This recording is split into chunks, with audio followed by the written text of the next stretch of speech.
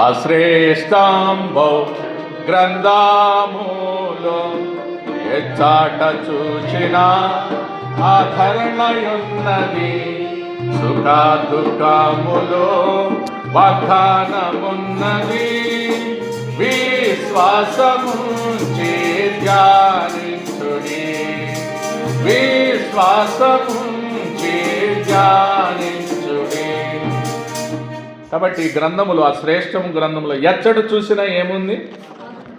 నువ్వెక్కడన్నా చూడు, ఈ గ్రంథంలో నువ్వెక్కడన్నా చూడు, ఆది కాండం మొదలుకొని మొదట వచనం నుంచి ప్రకటన 22 ఆఖరి వరకు ఎక్కడ చూసినా నీకేముంటుంది? అది చూడండి.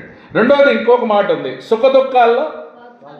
అది ఇప్పుడు మనకి ఇచ్చారు ఈ వాగ్దానాలు, వ్యక్తిగతంగా, కుటుంబంగా, సంఘముగా, సార్వత్రిక సంఘాన్ని చూస్తున్నాం.